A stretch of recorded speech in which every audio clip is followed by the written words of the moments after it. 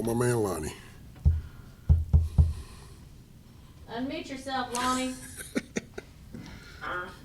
Okay, this. What's up, Lonnie? Yeah, okay, how you doing? Doing good, buddy. I'm working hard in this recruiting class and whatever with the disadvantages now in terms of how Kentucky has to recruit. That being not being able to get face-to-face contact with these young men, get them on campus and show them around, show them what you have to offer. The new coaches the one that's come aboard, I guess another one come aboard pretty soon. How important is it, and do you get involved with their recruiting techniques and how how they can help the program in recruiting? So you saying, Lonnie, about the new coaches? Do I get involved with them? Tell them how to recruit? Was that? I didn't understand this question. Just answer how hard it is to recruit without seeing face to face. Oh no. Well, with this 21 class. Do you get involved in their ability to recruit? What do you say? Lonnie, say it one more time. You like breaking up.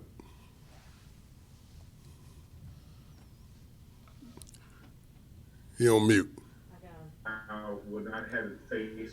Oh, yes. Oh, I heard you. I heard the question. Hey, so Lonnie, yes, to answer your question, it was kind of difficult this year. So we had to use a lot of Zoom and FaceTimes with your phone. And actually, I probably FaceTime and our staff probably FaceTime more kids than normal people would probably even talk on the phone to you when you would talk, at where you said telemarketing, something like that. This whole screen went out. Okay. Okay, keep going. And so that was a good technique for us. But because the 21 class was part of when we recruited the 20 class, a lot of them guys have been on campus. Even the guys in Ohio, even some of the guys in Michigan, a lot of them guys have been on campus in 20. So they knew who we were. And so when we FaceTimed them and did Zoom meetings, their parents already had been on campus. The difficult one is going to be, somebody asked earlier, the 22 class, because they have not been nowhere, on campus or anything like that. Okay, John Hale. Vince, how do you think this 21 Kentucky high school class compares to the previous groups you've recruited in this state, just overall? I mean, not even just the guys you got, but just the overall talent at that level. Over previous years? Yes. Well, yes. I would have to say the 16 class was pretty good with Drake and Landon and Robinson and Cash. But this class, Kentucky high school football is really getting good. I mean, and I'm not saying it wasn't good, but I'm saying it's getting good to where we can recruit our own kids here and sign about 7 or 8 kids from the state. I think the athletes are better, and that's probably only been like 5 years, but take a kid like Jagger Burton, he's an old lineman, but probably runs under a 4.7, 4.8. Got the Kale Crowder's probably runs, I know he runs a 4.28, 4.32. So if I had to rank them, I'll say the 16 class because of what them guys did. We went to 4 straight bowls. So it's yet to be determined with this 21 class, but it was guys that we needed to get, along with the tight end and the running back, and probably like I'll say 7 of them guys was a very need to get, and a lot of other Power 5 schools really wanted them guys. Josh Moore. Ask Mark about this, and I know you spent a lot of time working Kentucky and maybe 8 into your Ohio time. I guess, are you concerned at all? I assume you're not concerned at all about that, letting go of that leash a little bit though up there. I'm coming back. Here's what you got to understand, Josh. What happened was we did so well in Ohio that some of the guys Ohio State kind of slow played in the years. They immediately jumped on them guys like early, and then when you see how good Cincinnati doing. A lot of them guys, and this is not a knock against Cincinnati, but a lot of them guys did want to come here. It was just that, for whatever reason, some of the guys we didn't go on. So you're looking at a combination of Ohio State going now offering, if you got the top 30 in the state, they're going to offer like the top 15. And in that range, I would always get like maybe the 6th or 7th or the 8th or the 9th guy in the state. Ohio State has offered a lot of them guys. And so now with me being in Kentucky, and like Coach Stoops said, if we didn't have, COVID, I would have been doing the groundwork in the spring and then going to close in this period when we really do face-to-face and home visits. So it's just because of what happened with the coronavirus was a little bit to blame. But the 3 we got out of there, them were the 3 we zeroed in that we wanted. So it was, it's a combination of both. But no, you'll see us significantly in Youngstown. We would be not a Youngstown, but I'm from here. We would be in Ohio. Trust me, 22 class is pretty strong. Hey, and the sad thing about it, the 22 class in Kentucky is very strong too. So I'm gonna have my work cut out for me. Larry Vaught? Yeah, Des, could you just talk a little bit about Kaya, what you guys liked about him, and then also the guys you're going to be bringing in now for him to throw the ball to? Well, Kaya, he's an athlete, and you like to, your quarterbacks. I learned this from Joe Montana when I was in Kansas City when they had bought Joe Montana in, and he was talking about how he was a basketball player, and it's sometimes being a point guard. That's exactly what you want your quarterback to be. And we watched him in that state championship game, and that was my first time really seeing him. And I was like, wow, I fell in love with the guy. He's everything you want. He's a good decision maker. He has a good arm. But the main thing is he's athletic. And in this league, Larry, in this league, you got to have some athleticism at quarterback to sometimes escape them guys getting upfield. And the guys he's going to throw to, we can go down the line. The receivers, the Kale Crowd is 4-3 all day. Here's what people don't understand. The kid has a 46-inch vertical. And I'm going to say that again. He has a 46-inch vertical. That's what makes the kid explosive. That's why Oklahoma, Ohio State, a lot of guys offered him. Christian Lewis and Magwood and Devon Ross. I really think we got 3 good players that's playmakers, which I think with the new system is going to go very well. If you watch the Rams, they being 4 wides, 5 wides. They're going to fit right into our new system. Justin? What about Dingle? Oh, dude, that's personal. Dingle, you see, the reason why we got Dingle, I really believe it came down to the last probably 3 games he watched, if you honestly asked him, and they see the way we threw the balls to the tight ends, and he really fell in love with that. And, dude, he's athletic. Coach Stoops, I think he was going to fire me if I didn't get him because we offered him as a sophomore, and we really recruited that guy for the next 2 years. So I'm very excited to have him, very excited. Justin Rowland? Hey Vince, what's up, man? What's up, buddy? I thought you were wasting 2 years of your life recruiting Dingle. I didn't think there was any chance he was going to Kentucky. Was it a little bit of a surprise that you were able to win him over in the end, or did you have a reason to be confident all along? Come on, Justin. You know me, man. We've been dealing with each other. Here's what I'll tell you, though. You were telling me that, and it really was. I thought we was going to get him. Then it turned a little bit, and then I thought we was going to get him. Then it turned. I actually think we got him probably about, I'll say about 3 weeks ago, 3-4 weeks ago. Me and him had a good conversation. I talked to his mom and dad on the phone, and we were going back and forth. And, I just told him, what he meant to us, what it would be to the state. And that thing really did go down to the wire. So you were right on that. And I think it flipped within days. But he was kind of torn.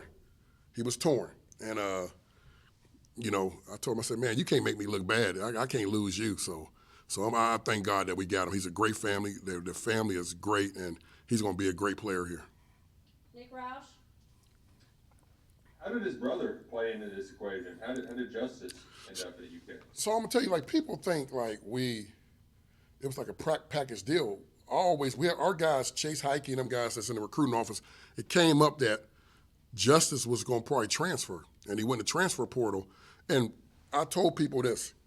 He was a part of the old staff where he was an outside linebacker. New staff comes in, they go to a 4-3, they move him to a down lineman. We had a need.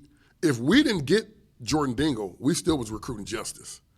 And it just so happened, a little magic here and there. We just worked it out together, and it was a, package deal. But we are you get an older guy coming in with some experience, with a great work ethic, and he kind of reminds me, just talking to him, he kind of reminds me of Josh Pascal. They're like the same type of personality. So if he can be like that, that's going to be a big boost for our defense. Derek Terry. Yeah, Vince, going back to the Kentucky high school football scene, back a few months ago when Frederick Douglass and North Hardin played, I think you guys had 4 commitments in that game, and then obviously for future classes, more guys that you're recruiting. Just how significant did that game seem, having that many guys who were going to be playing? Huge. It was huge, very huge. And that's what I'm saying. That's a great question, Derek, that you see that in Ohio. You see that in, Georgia. You see it in Texas where multiple committed guys playing against each other. I rarely think you've seen that in Kentucky. I know when I first got here, you didn't even see one guy. So that was a very game that was very important for the state, but also important for the state of Kentucky. Kentucky high school football, and I heard Coach Stoops talk about them, the high school football is really, man, it's going to another level.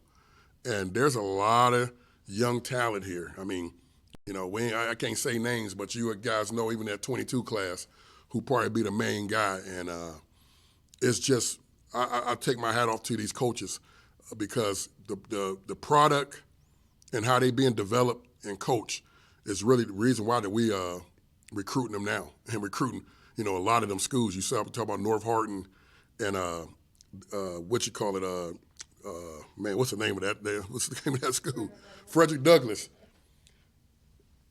Them 2 programs are very, very solid in this state, and we will be recruiting both of them schools for a long time. Both McPeak and my man in North Hardin. I really love him, man. He just, Coach Thompson is a good dude, and what I love about both of them coaches, their student athletes come here with great GPAs.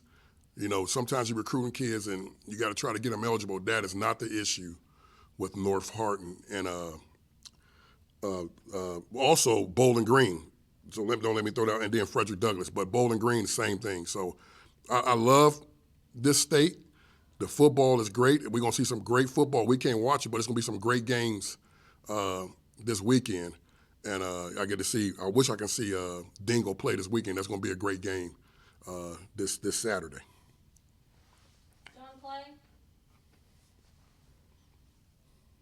Vince, you talked about the playmakers on the offensive side of the ball. Considering the way you guys struggled on offensive times this year, how were you able to hold on to those guys?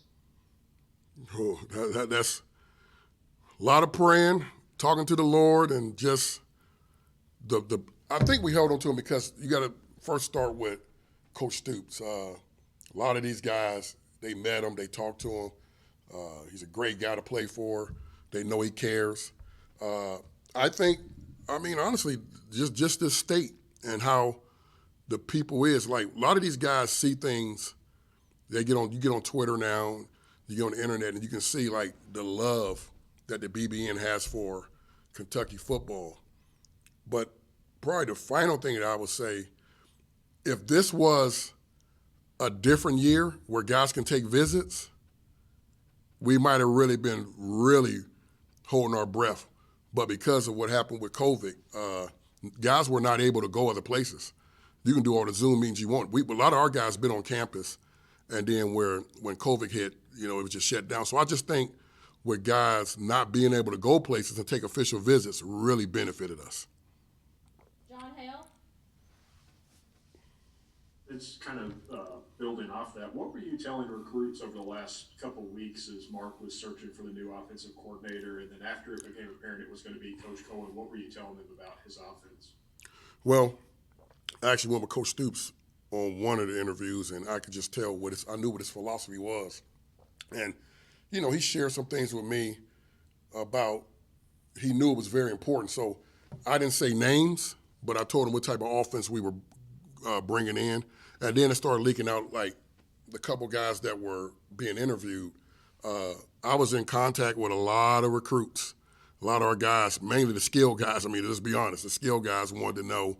And then once we hired Lee, like Stu say, everybody say nothing but great things about him. It's going to be a great offense. We still going to, we're great at running the ball. So just add off of that stuff and what he's going to bring in. You watch the Rams play, and I just told our receivers that was committed to us or ready to sign. Just watch the Rams, and then you'll see why you should get excited. So it was a thing where once the change was made, I got a lot of calls. I got a lot of calls, and that was rightfully so. But I think the guys trusted me and Mark, and they knew that he was going to get the right people in here, get the right system, and the rest. I mean, we also had to hire an O-line coach, so there was things that we had to tell people that, hey, this is coming. Just be patient. Josh Moore. It's on Liam. I know the offense, does what it does as far as recruiting guys, one who might get excited about that. But what does he bring? Just what is his energy or where he's familiar with? What does that kind of add to the recruiting picture? Let me tell you something. I texted Liam yesterday, I believe, to congratulate him. I knew, I kind of knew it was him. And I wanted to say, man, it really made my job more easier to recruit skilled guys. Because let's be honest, everybody want to be in the system. If you're a running back, a receiver, a tight end, you want to be in a system that's like basketball and get the ball to receivers. But also running backs, if you watch in O-line, his system really showcases us for our line to show that they can run block, which we are very good at, but also being able to pass pro, and that's going to make guys make a lot of more money. So he's a guy, man. Just the people I talk to, straight organized, know what he wants to do, know where he wants to go with the ball, and he's a good communicator with the quarterback. And just alone, if you communicate with the quarterback and he knows where to go with the ball, you will probably win one or two more games just alone with that, because there are throws that need to be made, and sometimes they're not made, and it can be the difference of you winning the game. Okay, we'll do these last three questions with Lonnie, then Jeff Drummond, and then Mark Story. Lonnie, go ahead. Mute, Lonnie. I was at the game with North Hardin and Frederick Douglass. Frederick Douglass. That's my old school. Oh, I didn't know that.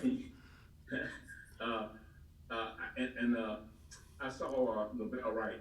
Mm-hmm. And I was very, very impressed with the physicality of this young man, how he breaks tackles and makes people miss, and also he can run over people and around people, so to speak. Based on what UK's ability has been in developing running backs, talk about Lavelle Wright and what he brings to the program. Lavelle Wright is one of the greatest young men that I've met, and I've recruited a lot of guys, and a lot of them guys are good kids. He's a 3.8 student. He really loves God. A young guy like that, he loves God. He's a leader. And I was so happy to see him on that stage, because I think people they didn't really know about him. And I said, man, Lavelle told me the night before, he said, Coach, they're going to know who I am. And he said, I'm going to be the reason why we win this game tomorrow. I watched Lavelle when I went to watch Oxidine his junior year. And I text Coach Stoops and Coach Grant and say, listen, I just watched the back. It kind of reminded me. We always say Benny, but it kind of reminded me of Benny and Chris Rodriguez type. Very tough, catch out the backfield, pick up the blitz, but get them tough yards. And he's going to be one of them guys. He came to camp. I'll never forget, he drove up here by himself, came to camp, and earned a scholarship when he already had offers from other places. That tells you a lot about a kid. I'm telling you, the Big Blue Nation really going to love this kid. He's going to be involved in a lot of stuff off the field, but he's exactly what you want in a young man. Very smart kid, and I'm telling you, it's an honor and a blessing to get him. Jeff Drummond. Hey, Vince, you were asked about the Ohio guys or back there up earlier, but you did get a couple of them. Yeah. That are those prototype Buckeye State offensive linemen that John Sharman has had a lot of success with, and just curious about what role he had in identifying those guys early and helping them become Wildcats. Man, you about to make me get emotional because, you know, I think about my guy every day. And, so he's a guy, when we start looking at recruits, he's a guy, hold on. Man, that caught me off guard. I'm sorry. Coach Schlarman is a guy that knew how to identify linemen. I mean, we are getting debates, and man, we are getting debates, and he'd tell me, he said, "Big dog, that's the guy."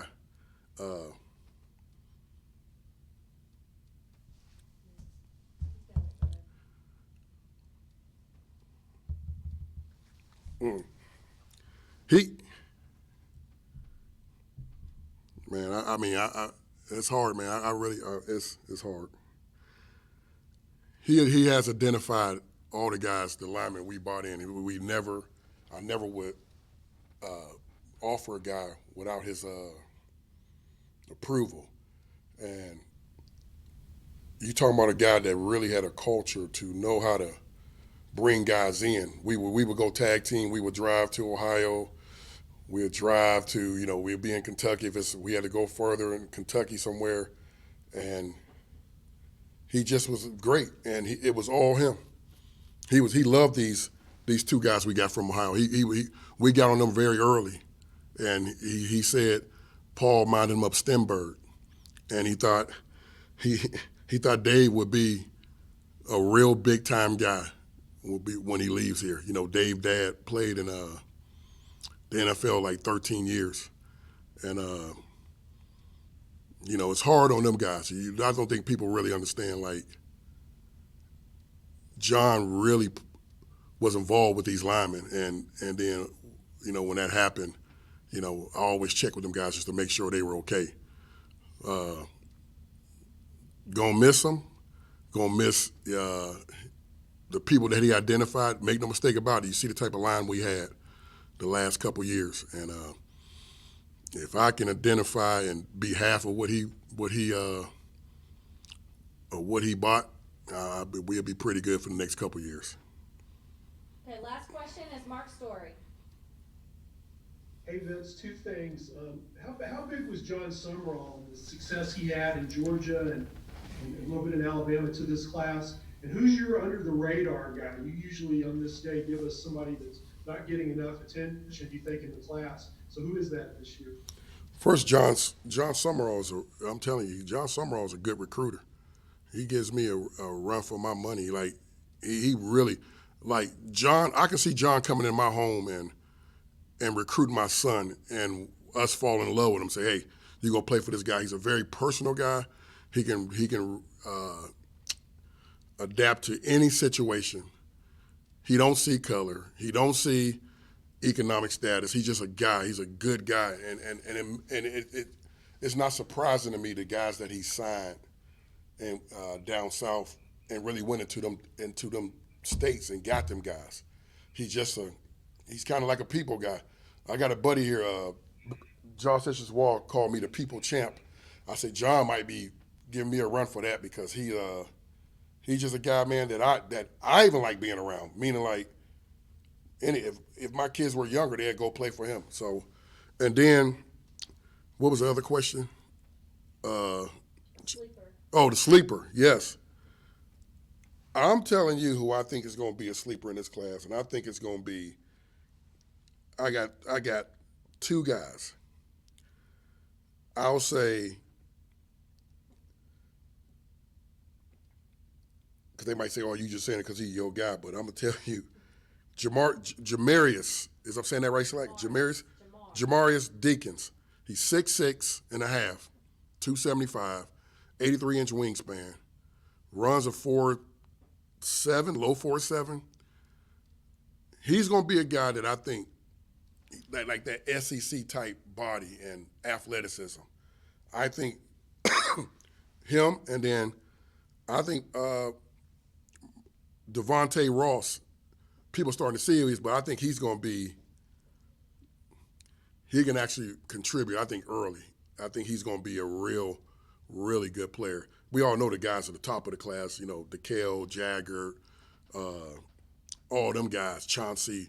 But I think them two guys you're going to be talking about. I really do. I do. All right, thank you guys so much. I'll be back in touch with you on our next media availability. Thank you. Thank you, guys. Oh, man, he caught me off guard on that. I don't know what.